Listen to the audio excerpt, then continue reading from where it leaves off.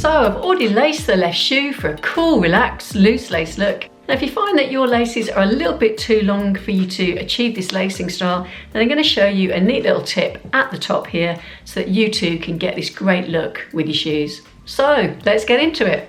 I'm going to place this one over here so we can see what we're aiming towards, and we're going to be lacing up the right shoe.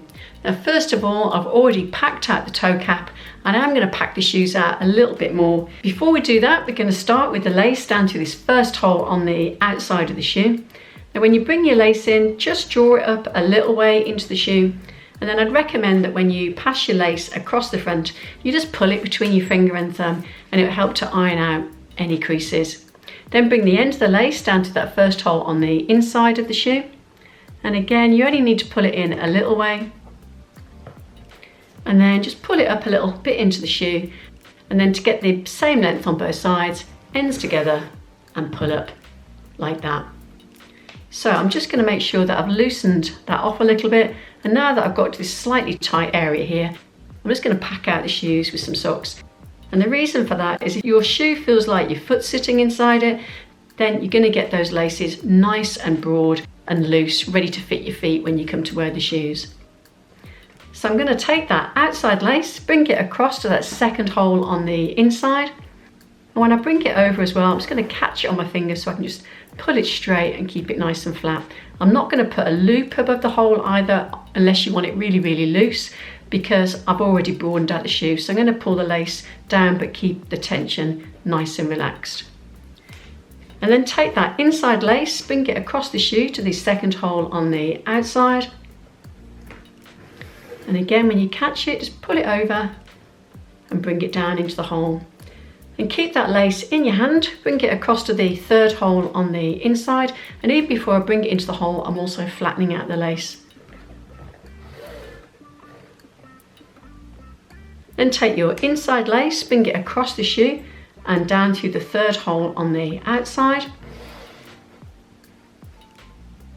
Keep that lace in your hand, bring it across the shoe to the fourth hole on the inside. And then you can see there it's twisted over, so all I need to do is just twist it over with my finger and bring it down into the hole. Then the inside lace comes across to that next hole, the fourth hole on the outside, and then I'm going to stop there and just check that all my laces are overlapping and I've got the right tension that I want. So I'm getting a little bit baggy here, so I'm just going to bring them in a little bit like that to make sure that I've got enough lace at the end to get that drop that I want. So going back to the outside lace, bring it across to the fifth hole on the inside.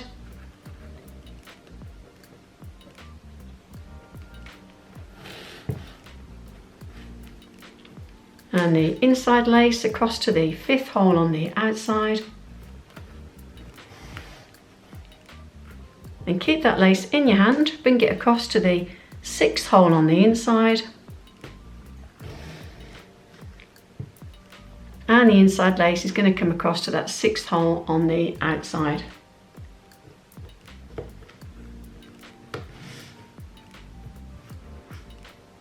Like that. So I'm just going to check my laces, I'm going to pull them out a little bit as well to get that same tension on them all.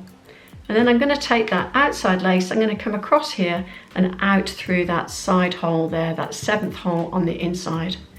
Now don't worry, I'm not going to permanently cover up the Flight logo, which I like to see on my sneakers. And then I'm going to take the inside lace, I'm going to bring that across and out through again that side hole that you find at the top of the shoe.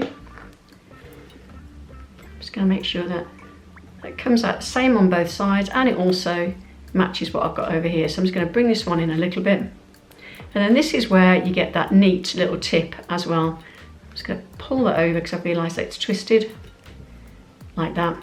And then you'll find that this neat little trick here, you end up with a couple of loops at the top.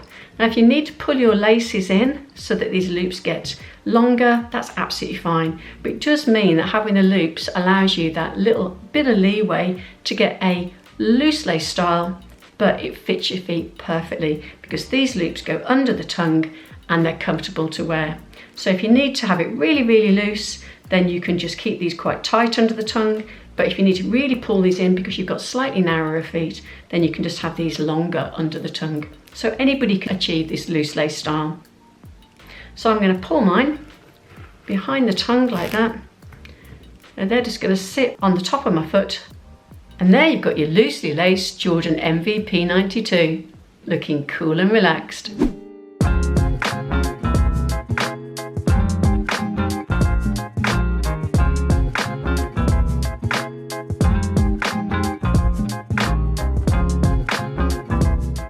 So there you have your loosely laced Jordan MVP 92.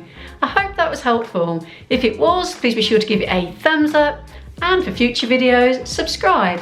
And to catch all the latest tutorials, click that notification button. Until the next time, thanks for watching.